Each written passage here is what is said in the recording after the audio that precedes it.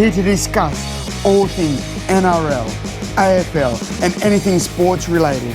Please give a warm Aussie g'day to the footy fanatic and America's own Corey Jackson in Outside the Sheds.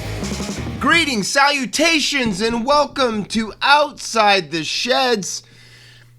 Shedheads, I don't know if I can really convey to you enough on this new episode of Outside the Sheds how excited I am. And if you're a fan of rugby league, this has got to be one of your favorite times of the year. It's got to fill you with joy. It's got to fill you with excitement. We don't even have to talk about Russia and Ukraine to bring us down. Let's talk about the things that bring us happiness. And I will tell you, your Shed Adamus is going on just a few hours of sleep because he stayed up till about 10 o'clock this morning, which means he stayed up all night to watch the kickoff of the NRL season, the All-Stars game.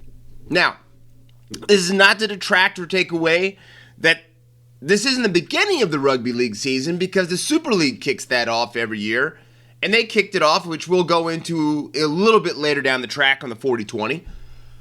But I kind of been going through, I think what all of us have been going through, unless you're, standing out on a golf course in Phoenix right now acting like nothing's going on in this world. But I kind of go with the standpoint that it's been a tough couple of years for everybody. I've got people that I love in the medical field. We've gone into my history of loss because of disease. So we're all looking for that glimmering sense of hope, that glimmering sense of excitement, the thing that makes us feel normal. And I think the thing that's been really, really strange recently for a lot of us is that the things that normally makes us very, very happy or that it's made us really happy in the past just hasn't had that same effect on all of us. And I'm not saying all of you shedheads, but a lot of us. And the reason I know that is because I felt the same way. And I'm just being real with you guys. It's been a very, very trying period of time if you've tried to follow the science. But life isn't meant to be roses and chocolate-covered strawberries every day. Because if it was meant to be that way, we'd have more days out of the year than just Valentine's Day. I hope all of you got your stuff for your significant others to make him or her very, very excited for this upcoming holiday period. But what I'm saying is we have to look for those moments or those timepieces or those hobbies that bring us the most excitement. And if we can't find those, you really need to find somebody that can help you. Now, let's try to bring something to you guys that does bring you excitement, because that's why we're together here. This family, the Shed Adamus, this Shedhead family. We're here together as one for this podcast. And hopefully for the next 45 minutes to an hour or whatever, I can bring you some laughs and some joy, and we'll do this together. But I'm going to tell you where I'm starting my laughter and joy, and that's as we kick this episode off with the 40-20. And that's going back to what I just said. It was the kickoff of the NRL season, and that means it's the All-Stars game. And I will tell you, the All-Stars game in the NRL is the best All-Stars game, hands down, of any professional sports league in the world. Not even close. Not even close. And the reason I can back this up is that you tell me any other All-Star game that's played with passion, ferocity, and intensity, and I'll show you the first one. Because the NFL Pro Bowl is a touch football game. The NHL All-Stars game, guys are wrapping their eyes with blindfolds, and they're only playing 3-on-3, 4 whatever. So they're changing kind of what the day-to-day game is being played like. The NBA All-Star Game is just a shoot-a-thon, and the word defense can't even be spelled with a C or an S, if you know what I mean. So when you look at the big sports, and soccer doesn't even have an All-Stars game. I guess the MLS does a little bit, but they're still trying to, like I said, work out how they want to do it to make it competitive. The NRL All-Star Game did a brilliant move a few years back when they switched it to being the Indigenous against the Maori. Because you have two groups of people that are the bloodline of the game that bring it. Because it's not just the game, it's the passion of culture, it's the passion of tribe. So it has a feeling of tribe against tribe. But the cool thing about the All-Star Game is the respect that goes along with this tribes, with the war dances, the hakas, the indigenous war cry dance. It's a beautiful, beautiful, beautiful, beautiful thing to see. And if you don't feel passion in your heart watching those two sides come together with their respective dances to kind of get the teams fired up. And to me, I keep going back to watching Andrew Fafita's face. And I know a lot of that has to do with seeing the great Andrew Fafita back in the game. And I don't think any of us know how dangerous that injury that he took to his throat area and that he thought he might die. So to see Andrew Fafita slim down, back with a jersey on, and if you get a chance, watch the presentation of his jersey that Lori Daly did a few days ago, breaking down what Andrew had to go through to get back in the game.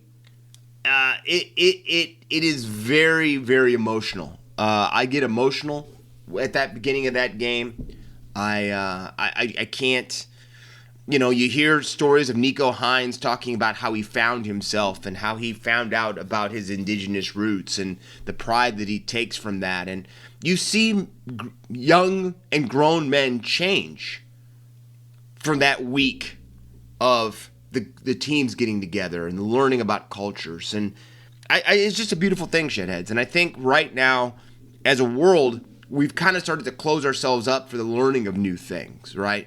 We've all started to pigeonhole ourselves into one certain segment, and you're only listening to Fox News, or you're only listening to CNN, or you're only listening to MSNBC. And that gets away from what human beings should be, and that should be a group of people, since we're, quote-unquote, the smartest creature on the planet, that wants to learn and wants to find out about yourself and find out about where you come from. And so that is the backdrop to this game. So to me, the most important things about the All-Stars game isn't really actually even the game. It is the build-up to the game, the learning of the game, the foundation of the game. So I can't tell you guys how much I love this game. And I was listening to Jake Duke talking on the sideline yesterday for Fox Footy and Fox NRL, whatever you want to call it. And he said he hasn't missed one. He hasn't missed an NRL All-Stars game. And I think that's really, really cool. You could hear the passion in his voice whenever he was talking. Even though I don't know if we've seen Jake Duke, he might have washed down river after the torrential downpours of that game last night. But it was a special, special game, and I love watching the haka. I love watching the indigenous war dance, the war cry, the symbolism of the spear and the boomerang. It was an awesome, awesome start to that game. So by the time you're ready for kickoff of that game, you're almost winded. You're almost winded going, oh, thank God the game's starting, because I don't know how much more I can take. And I will tell you, 25,000, I guess, were there at the game last night. And they stayed because I think they all knew the importance of that game. In torrential rain, the conditions were horrendous. Horrendous. Especially for guys who this is their first professional game of the season, right? But even though there were early miscues by both clubs to start the game because of the horrible rain and the horrible weather, it didn't lack from a physicality that you just don't see early on in seasons like that. And I was almost caught off guard a little bit about how physical this game started and how physical it continued to go. But one of the things that really kind of made me really, I don't want to say apprehensive, but made me kind of do that a little bit sometimes, was because you don't want these guys to get injured in this game that it affects their entire rest of their season. And knock on wood, thank God we had just a couple of head knocks, not downplaying the importance of head injury, but we did not have any knees. We didn't have any ACL, any ACLs, any MCLs. We didn't have any hamstring situations, no Achilles, which is now the new thing, the new Achilles tears and injuries. We didn't have anything like that. So besides a couple of stingers and a couple head knocks, everybody got through there pretty much unscathed. Now, going into the game a little bit, one of the things I was very interested to see was the Habs combination with Chanel Harris-Tavita and Cody Nikarima, because we have talked about this in the last couple of episodes, how really up in the air the Habs combinations are going to be with the New Zealand Warriors going into this 2022 NRL season. I think everybody expects Sean Johnson. It's been said that Sean Johnson is got one of those Habs positions, just like Adam Reynolds has one of the Habs positions for the Brisbane Broncos. So that leaves, 4 guys fighting for one position? And so watching Chanel Harris-Tavita, watching Cody Nikarima really come out of the gate flowing with chemistry was really impressive to see.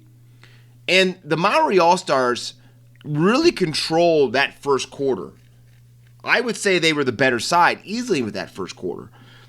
But then you have freaks of the game, freaks of sport. And one of the freaks of sport is David Fifita. And when David Fifita got that pass on the wing and took off, broke 3 tackles, and then you're telling yourself this is a 20-year-old guy, young man, whatever you want to say, and he still looks like a man amongst boys until Jordan Rapana tried to cave his chest in with the shoulder charge. He got a beautiful pass off to Jesse Ramian to give the first try of the game. And watching that play, watching that try, I was blown away about the level of play in those conditions that we got and what these guys were bringing to the game. Nobody was letting off. I'm saying Jordan Rapana's hit on David Fifita is a hit that you normally see in a playoff game when teams are trying to set precedent, trying to set a groove in that game, to let the other team know that we're going to be here all day, and that if you're going to win this game, there's going to be a physical toll to your body and your mind to get that victory. So Jordan Rapana, a guy that was in Japanese rugby, who just somehow found his way back to the NRL last year and might have had one of his best seasons, even though the Raiders didn't have one of their best seasons. Jordan Rapana is reborn. I'm saying this guy, who I've always enjoyed watching Jordan Rapana, but the edge that he played with in that game, I'm saying him and Fifita, right before the end of the first quarter, have a dust-up after a failed try attempt that it looked like the Indigenous side was going to get in, to make it bigger than just the 4-0 lead they already had. And Rapana once again came in and inflicted some violence right before the try line. And it started a Donnybrook melee where Andrew Fifita was trying to get at Rapana. Rapana's waving by because Andrew Fifita gets sent off for 10 in the bin. And then as Rapana is waving by to him, he gets 10 in the bin for being a catalyst in the whole melee himself. That is something you just don't see in all-star games. You just don't see that type of passion. You don't see that type of energy and excitement. And I will tell you, I don't know what the season's going to be like. I feel like there's a lot of teams that are at a crossroads. The Melbourne Storm are going to be at a crossroads because they're going to be losing players to the Dolphins. They're going to be losing the Wombat, the Hectic Cheese. It feels like a changing the guard happening down in Melbourne. But I think that you're feeling that all across the league in different areas. Do the Tigers fire Madge halfway through the season? Do the Gold Coast Titans take that big leap that a lot of people are expecting to? How does Adam Reynolds look? There's so many questions being, asked going into the season. But if the intensity that we got from the All-Stars game is any indication of what we're about to experience, I can't tell you how excited I am for this season. And I already told you that I think this season is going to be something very, very, very, very special. But in the second quarter, and that's only the first quarter of the game. In the second quarter of the game, the Maori All-Stars again continue to impose their will with 2 tries. Nick Arima getting assists from Fisher Harris and Joseph Tapani, and then Masters gets a assist from Patrick Hebert. And Patrick Herbert, that was a guy, to me, my 2 standouts of the game, and I'm jumping ahead, but it's my show. Joseph Tapani, Patrick Herbert, whatever you want to call it. Hebert, my French. Herbert to the people that might live in Louisiana. Anyway, those 2 shined. So much so that Joseph Tapani, again, I'm ahead of myself, got named the MVP of the game. The Preston Campbell medalist, right? Which, by the way, that's 3 Maori All-Stars in a row, back to back to back, that have won the award. But to see these guys step their game out, and I know Joseph Tapani had lifted his game anyway after being named the team captain. So that was just incredible to watch those guys play. 10-6, they go in a half with the lead, the Maori All-Stars. They come out in the third quarter, and Joseph Tapani, a little bit of foreshadowing with what I just said, another barnstorming run, slamming the ball down, getting a try, giving a 16-6 lead over the Indigenous All-Stars. The Maori All-Stars, and I have to say, looking at paper, looking at the pregame show with Benji and Gordy, which was beautiful. Great to see Hannah Hollis back. But seeing Joseph Tapani do that, and then looking on paper before the game, I would have never thought the Maori All-Stars would have won that game. I thought more of the stars were definitely with the Indigenous team. I thought more of the speed was with the Indigenous team. And the Maori All-Stars, I will say this, to me, outplayed the Indigenous All-Stars 3 out of 4 quarters in that game. They did. And even though in the fourth quarter, we got to see some of the young stars of the game really start to impose their will with the try in the fourth quarter. Terrell Sloan, the new Dragons gun, getting that beautiful kick from Nico Hines to set up the try, or the try assist to make the game exciting late because, Josh Adokar almost got in, right almost at the buzzer, right at the end. It's Smith knocking the ball out before he could get there. It was an incredible game. It was an incredible game. And then, some things coming out of the game. There were 7 Shark players in that game. So you have to think that Coach Fitzgibbon for the Cronulla Sharks has a lot of footage tape now he needs to scour and go over to see what maybe some of his pairings, his combinations, or maybe if he has new thoughts going forward with this Cronulla Sharks. But Nico Hines played incredible. He's one of those fun ones, Shedheads. Nico Hines, whenever he touches the ball, there's a wild card about the guy that you just don't know what he's going to do. It's not easy to get him off his feet. He doesn't seem like he's the biggest guy in the world, but he's got that kind of Cameron Munster aspect to him where he just doesn't get knocked down easily. He's definitely taller than Cameron Munster, and he looks a little bit more sleek than even the trimmed down Cameron Munster. I apologize. But he's a fun player, and I think Cronulla got themselves a real steal in getting Nico Hines to join the club for this coming season. But it was an incredible game. If you did not get a chance to see it, please find it. I know that you can watch it on, Fox NRL or Fox League has the game on there where you can watch it.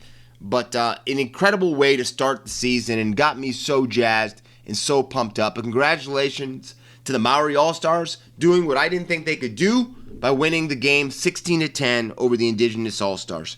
So what a kickoff. What a kickoff, and I'm pumped up just talking about it. Now, unfortunately, we are human beings, and unfortunately in this world, with the positive comes the negative, with the joy comes the sorrow, and we lost 2 greats of the rugby league world this week, which it always seems like it happens in 2s and 3s, doesn't it? But the first legend that we lost was Immortal John Raper. 8 premierships with St. George, He was a 2-time New South Wales Rugby League Player of the Year, 39 tests for Australia, including captaining the 68 World Cup winning side.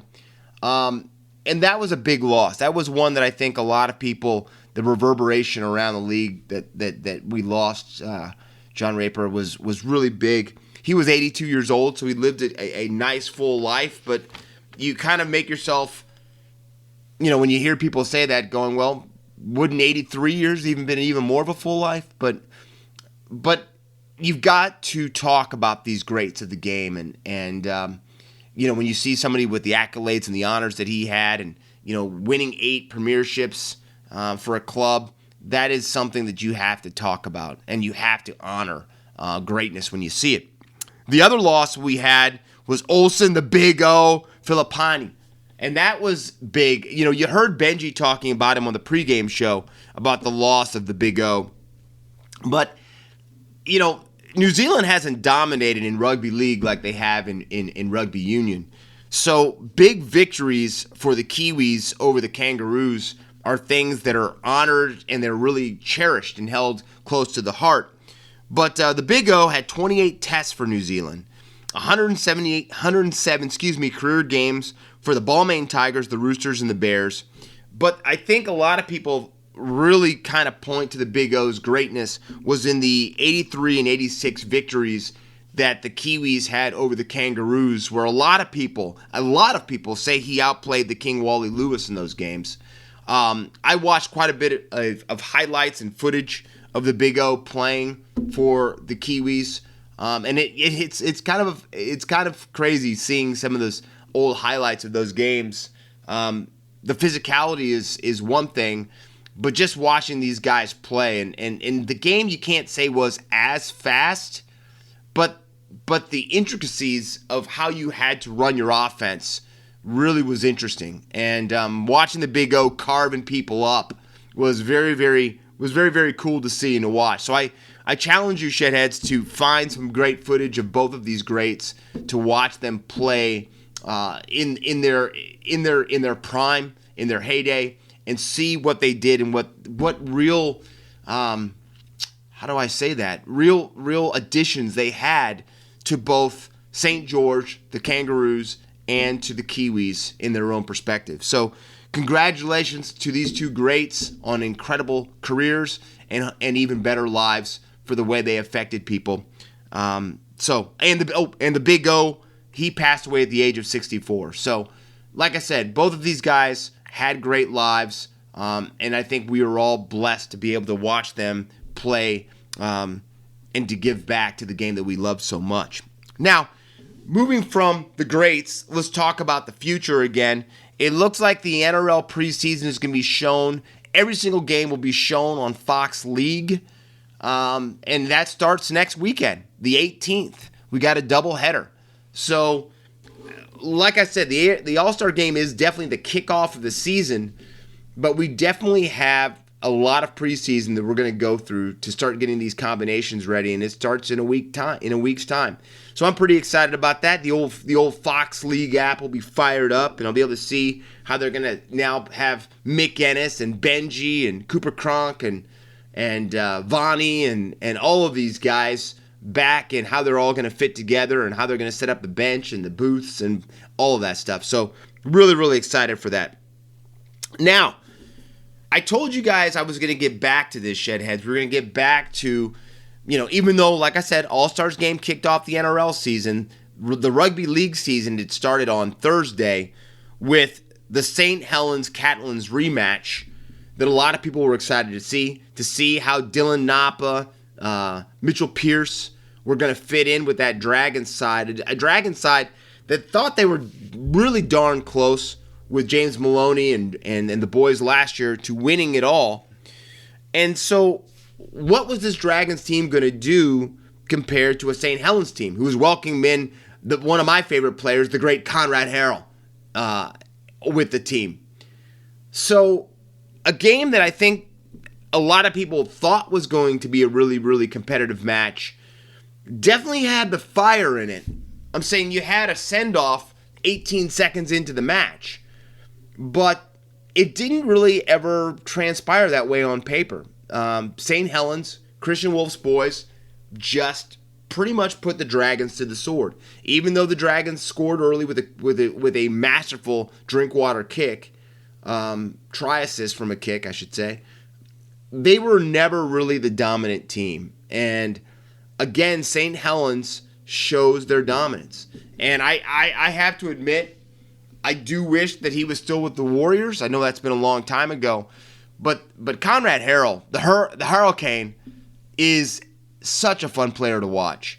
And I think a full year of tutelage under Christian Wolf and playing with these boys at St. Helens that know nothing but victory, I'm scared to see how dangerous the Hurricane is playing come, July, August, and then in the playoffs this coming year. Because St. Helens will be there in the playoffs, and they will be easily one of the favorites to once again win another championship.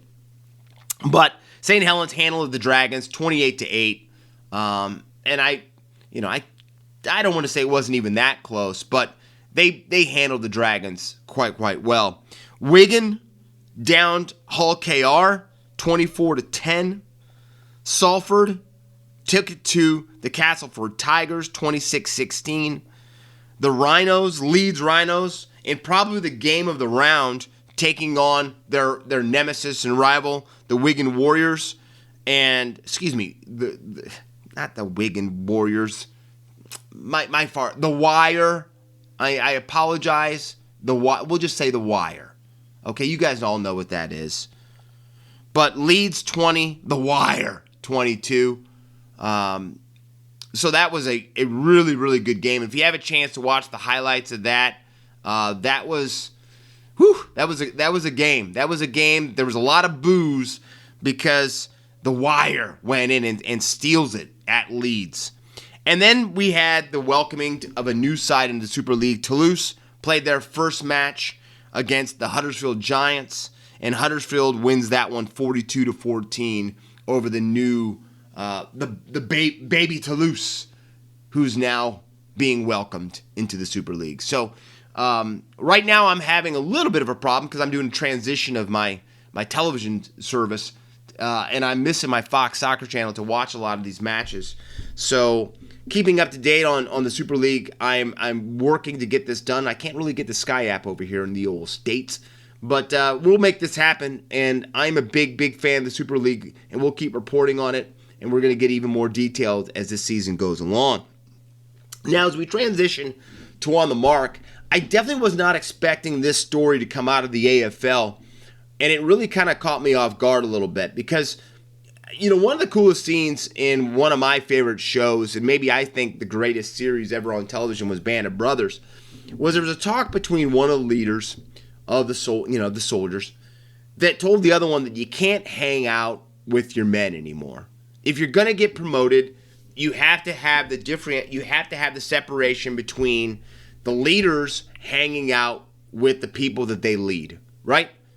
You can care for them, you can show that you care for them, you can be there for them, but you can't be just pounding beers and hanging out with them.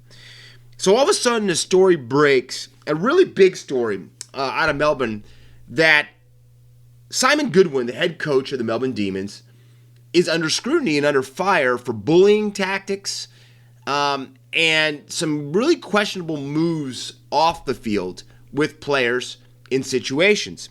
One of the number one thing that kind of started the upheaval down there was allegedly Goodwin bullied a team doctor over a concussed player.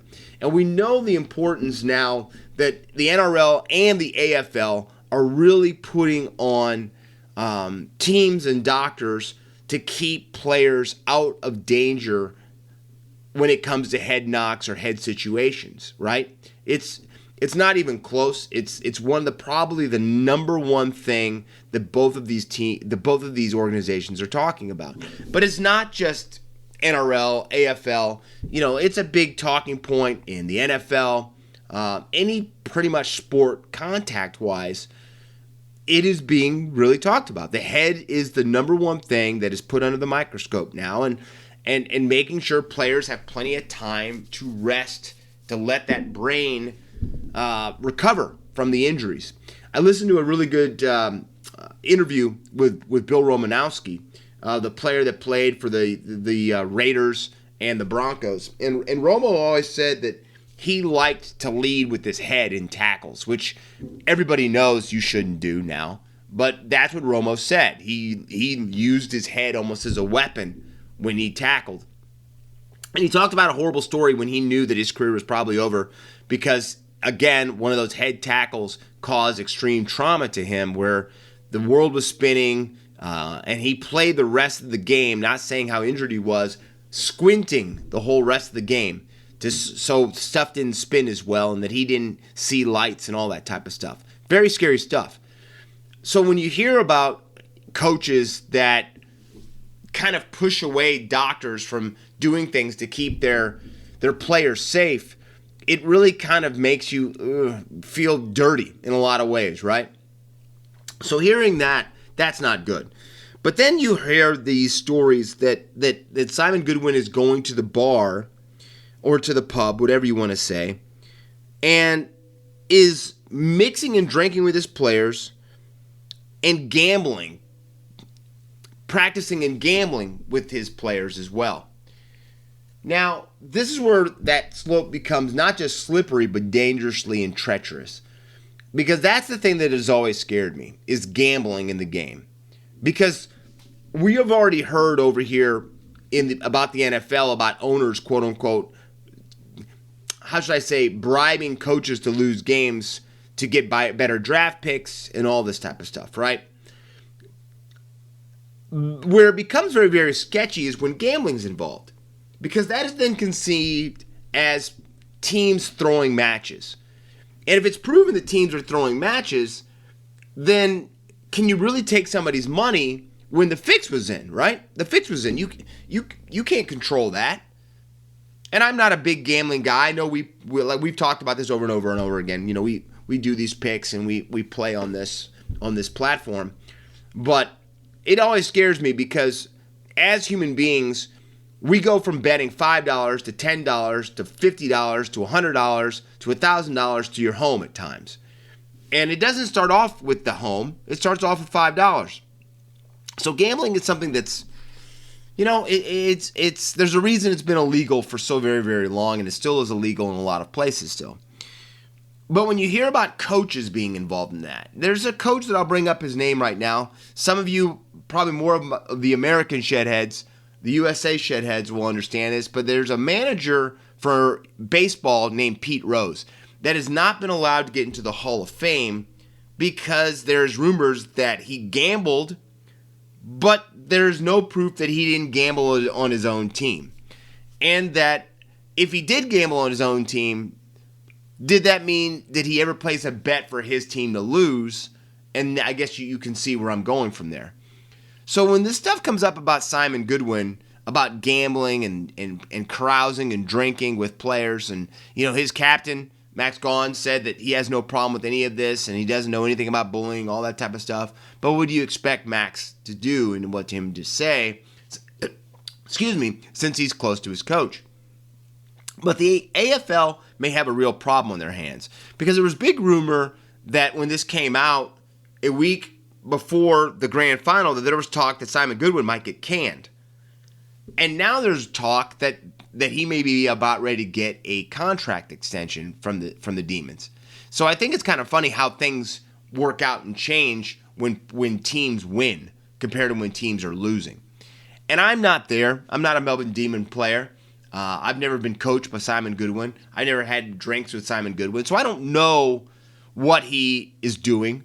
I don't know what he's been saying, but I know that there's no way the league can allow this to continue to go on at the pace that it's going on without stepping in, and it sounds like that's what they're doing right now.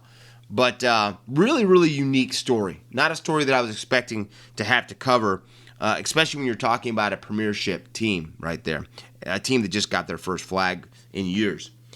Now, moving on to players that have stepped aside and moved on, Richmond Tigers great,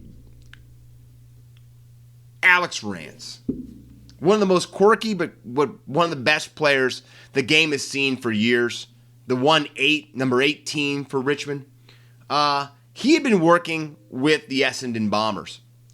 And he is stepping away from working with Essendon to spend more time with his academy that he has that works on, working with youth. But it is a really kind of a unique situation because Rancy was talking about how this is a good place for him to be so he could start getting ready and to learn the most that he possibly could be to be the best coach he possibly could be, right? So I think it's very unique that Rance has stepped away from that job because he's in a very, very safe place. I'm saying, Essendon is run by a couple of ex-Tigers, so, that is really kind of strange. Two guys that he's really, really close to that were at Richmond when he was there. So it makes you wonder. There had always been rumors. Rance is 32, so there's been some type of rumblings that maybe he's thinking about a comeback. So I don't know what's happening there, but I do think it's a little bit strange. The time period of where we're at that Alex Rance is stepping away from the Essendon Bombers. Good news out of Blues camp. Carlton midfielder Sam Walsh has signed a 4-year contract extension. So again, these players are doubling down. They're all coming in. They're all putting their chips in the middle of the table for the Blues. So if you're a Blues fan, you've got to feel really, really... I don't want to say you're going to feel really, really good. I think a lot of us see that the Blues are trending in the right direction. But you can only trend so long without getting results on the field. And they have got to make a push to the 8 this year. They've got to make a push to the 8. So one of the major ways they can do that is by getting Sam signed on the dotted line to be showing his investment with this club for the foreseeable future. Now, as we talk about one gentleman's career going and trending and signing a long-term lucrative deal, we come to a player that was getting ready to play his option out with the Gold Coast Suns, a player that really was going to be one of the key catalysts in the Suns pushing their chips to get into the top 8 this season, something a lot of people have been hoping and thinking was going to happen a little bit sooner than this. But now news is coming down that Ben King, one of their, most dangerous players for the Gold Coast Suns, has been lost for the entire 2022 season due to ACL injury. And that is, to say crushing is an understatement. This is a player that led in key categories for the Gold Coast Suns, and you just can't lose those type of guys when you need to get over that threshold. I guess at least this happened in the preseason, so they have time to kind of amend and figure out what works best going forward for the club and for the team to be the most successful. But it's going to be very, very interesting to see how this affects the Gold Coast Suns and if this is a huge, huge, huge hole that their car is going to have to go over and to see if that suspension keeps going and actually springs back up, or if all of a sudden next thing you know you're driving on your engine mounts. So huge loss. The sad thing about that was Ben King was actually going to play out his last year, and he was kind of trying to set up his future of where to go. So it's going to be interesting to see which teams are interested in still putting money down and putting that contract in front of him to see if he would be interested in coming to their club. So hopefully, Ben King can heal up and come back stronger than he has ever been. Now, as we talk about, again, players, we're yo-yoing here, shitheads. We're yo-yoing. Let's go into some major signings. The West Coast Eagles and the Fremantle Dockers have made and announced 2 big signings. The Eagles' Elliot Yao has signed an extension with the club till the end of 2024, and Fremantle's Michael Walters has extended his contract to the end of 2023. So those are 2 big signings for both of those clubs going forward to give them, I guess you should say, to make sure that foundation stays sturdy and to give them hope that these could be 2 big years coming up for this club. I know that both these clubs have been, I don't want to say rocked by the possibility of players not wanting to, play because of, getting the jab, getting vaccinated. But this is going to be something that I would say steadies the ship for both clubs, knowing that they've got guys that are inking and they're ready to give their all for the club for the next few years. So congratulations to both of those guys on signing those extensions, getting a little security for them and their families, and hopefully to help both of these clubs get to a place that they haven't probably been or where they've wanted to be for a little bit of time. I know the Eagles won not too long ago. So that brings to close our On the Mark. Now, as we go into Outside the Bubble, there's quite a few stories that are bouncing around right now that I want to really, really address. And I know Outside the Bubble has seemed very, very exciting over the last few weeks for you Shedheads, as you know that's not something we really, really dwell on too much, but a lot of stories have happened. And you know the number one story that's happening outside the bubble right now is that, we're a matter of hours away from the Super Bowl kicking off over here in America. And you've got two teams, the Los Angeles Rams, led by Aaron Donald and Matthew Stafford. Brett Stafford was a quarterback for the Texas Longhorns back in the day, which is hilarious that I just said Brett Stafford. But Matthew Stafford, who's also from Texas. He's from Highland Park, which is up in the Dallas area. But against Joe Burrow, Jamar Chase, and the upstart Cincinnati Bengals. Now, the game will be played on the Rams Stadium, but the thing is, what a lot of people don't understand is it's not going to be a home game for the Rams. Ask the Rams about home games. There were more 49ers fans almost in that crowd than there were Rams fans 2 weeks ago. So it's not really going to be, I don't think, considered a home game for the Rams, except them knowing the facility, knowing the turf, because most of the fans inside there are not even fans of those two teams. They've come for the party that is the Super Bowl. So yes, there will be some quote-unquote season ticket holders that will be there in the stadium, but it's not going to be like an SEC road game for the Cincinnati Bengals. And we see what Joe Burrow did anyway, and Jamar Chase did anyway, in SEC road games. They dominated, right? Especially that magical season they won their national championship. So when we look at that and we look at these two teams, you look at a dominant defense that the Rams have, and you look at a team that just has no fear offensively, especially in the Cincinnati Bengals.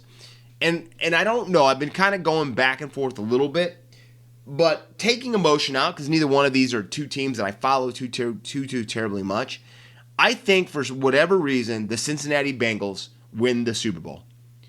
And even though I've met Ickey Woods and I can do the Ickey Shuffle, that is not why I'm picking the Bengals. I just think that the Bengals have that guy. They have that guy. And if you look at the two quarterbacks, I know Matthew Stafford has one of the most talented, gifted arms anyone's ever seen. But Matthew Stafford has never played in the big game. When he was at Georgia, he never played in the big game. And when he got into somewhat big games, he didn't do the best.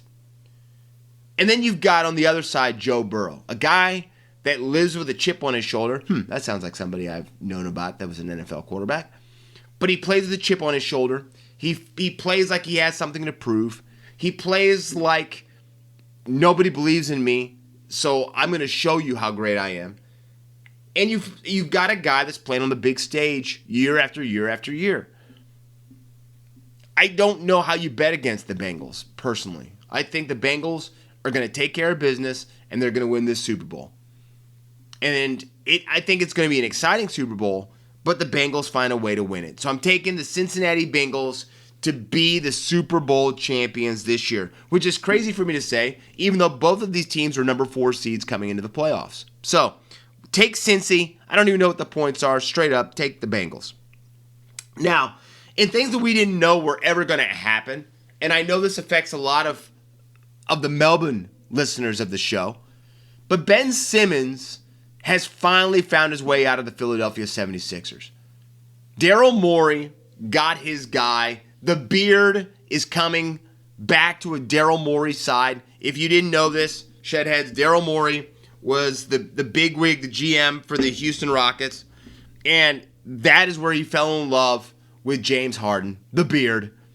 And now it's going to be Embiid and the beard in Philadelphia together. Now, also part of this deal, and I think this is the part of the deal that I think a lot of people haven't paid attention to as much, but the Brooklyn Nets also got Seth Curry and Andre Drummond and 2 first-round picks in this deal, too, for Ben Simmons. My problem with Ben Simmons is, besides clamp down defense on a Kardashian, I can't say that this guy, to me, has anywhere closed up to living to the potential that a lot of people thought he was going to be as a player in this league. Is he a freak? Yes. Is his body structure and his size and his length and his ball handling skills freakish to all be in that body and that combination? Yes. But a killer of the game doesn't pass the ball off when your team needs you to score points. And that is what Ben Simmons has done. I think the play that probably cost him his time in Philadelphia was the game recently where in the playoffs last year, he passed the ball even though he had an easy break, go right down the middle, finger roll the ball. If you don't want to dunk, just finger roll the ball in the hoop. And instead, he tried to make a pass. One city that does not does not handle that well, that does not go over well, is the city of Philadelphia. Philadelphia is a no-nonsense place. Incredible cheesesteaks, I hear. I've never been to Philly. But it's not a place that you go to show weakness. You don't. Ask Michael Irvin. He still probably got bruising from the batteries they used to put in his snowballs to throw at his head. So, it's probably an incredible thing for Ben Simmons to get out of Philadelphia because I don't think he was ever going to be greeted back on the court the way that I think he wants to be greeted. But I don't think he understands the pressure he's going into now to play with Kevin Durant and the part-time player that's up there too. We won't say his name until he's a full-time player. Kyrie Irving. All right, I'll say it. Uncle Drew. I myself don't know if the Beard can get along with Joel Embiid as well. You're talking about two star players. One star player, one player that thinks he's a star already. Playing with clubs, we don't know how they're going to, quote-unquote, mesh and fit in there. And I think only time is going to tell who's the winner of this trade. I just have a problem with a guy that can't take it upon himself with the skill that he has to take it to the hole. And then I have a problem with a guy like James Harden who has never saw a shot he didn't like. And in that case has not shown up at some of the biggest moments for the club when he played for the Houston Rockets. So it'll be a fascinating thing to watch. And I really truthfully can't pick who made the best decision in this case. But it's going to be interesting to play out. It sounds like for sure Harden's going to start playing next week. And we're really not sure about Ben Simmons because he's just been running in a gymnasium by himself and with a trainer. So going to be interesting, but it is fascinating. The deal did get done. The Harden, the Beard, is a Sixer, and Ben Simmons is a Brooklyn Net. Now, you remember last week, Shedheads, I had the big rundown about my feelings about Joe Rogan. And today is UFC 271. Matter of hours, we're going to have the Tasman battle between Adesanya and Whitaker. You got to stay for me. You got to stay with Adesanya until he actually loses, except for, gigantic people that double him in size. I'm still taking Adesanya in that. But to me, almost as big of a story as Adesanya and Whitaker is that somehow Joe Rogan will not be doing the broadcast. The Count, Michael Bisping, is stepping in for him this week. And that is not... Joe Rogan doesn't show up for small fights. But Joe Rogan has been with every single big fight, especially in the last 15 years. So when word broke out that he was not going to be there because of scheduling conflict, it makes you kind of go, let's borrow it, kind of strange, kind of fascinating. It almost makes it seem like the UFC is trying to stand up for something or stand for something, which I wouldn't say is the greatest organization for me to say stands for too much. But it looks like that's what they're doing. And we'll have to see. We'll have to see what Joe Rogan's future lies with the organization. But it looks like a big decision right now was made that Joe Rogan won't be there to call the matches tonight. So, hope you guys are all able to sit in front of the TV and to watch the Count call the game. And I wouldn't be sorry to see the Count there the rest of the time. But Adesanya Whitaker should be an incredible match. I'm excited to watch it. Now, this next story is probably going to maybe make a couple of you shedheads upset. We'll have to wait and see. But I have to be honest. And that's one thing that I know, shedheads, you know that you're going to get from your Shedadamas, your host of Outside the Sheds, Corey Jackson, is that I'm going to speak from my heart. I'm going to speak from my belief process. And I'm never going to condemn and throw stuff at you unless you're trying to bring down my ship. Unless you're going to try to ruin something for all of us because you're hard-headed and you failed science. No, I want to talk about the Olympics. Something that I'm not partaking in. I'm not the most excited about the Olympics. The Olympics really don't do too much for me. I'm not saying that I'm not a patriot, because I'm not a patriot. I'm a Jackson. But I will say that when I see stories that aren't fair, I have no problems talking about them. I have no problems calling people hypocrites. I have no problem being the voice of reason, but the voice that shows a little bit of smarts on the situation. So that brings me to two athletes at the Olympics right now. Eileen Gu, and I'm going to probably say that Zhu Yi. Both of these young ladies are born in California. Both of these ladies are definitely Chinese descent. And they both have chosen not to represent the United States in the Olympics, but represent China. Okay. Now, Yi has not had a great time during the figure skating.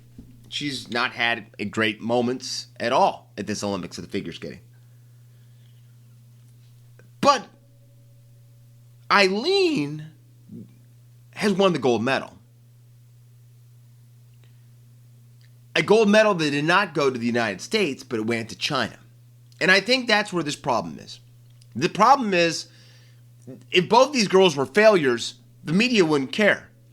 If both these girls fell on the ice or didn't compete up to the highest of standards, no one would care.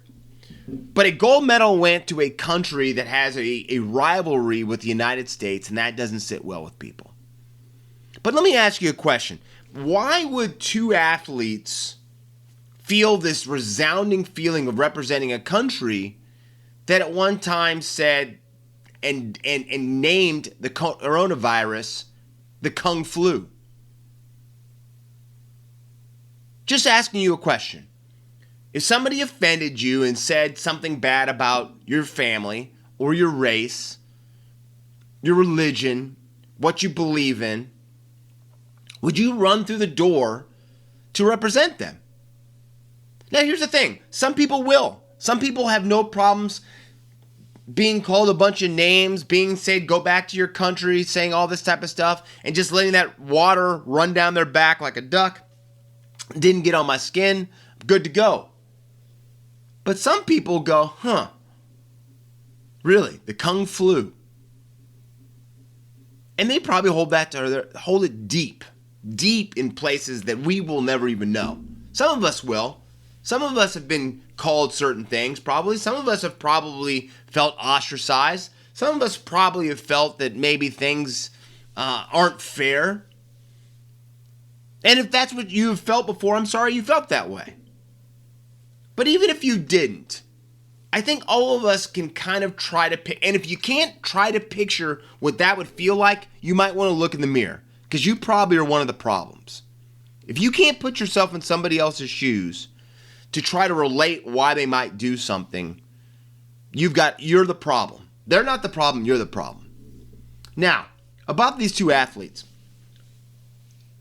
Another thing that makes this story for you even dirtier is that Jake Chelios, Chris Chelios' son, Chris Chelios, the great hockey player that played for the Chicago Blackhawks and the Detroit Red Wings, and Jeremy Smith, a goalie,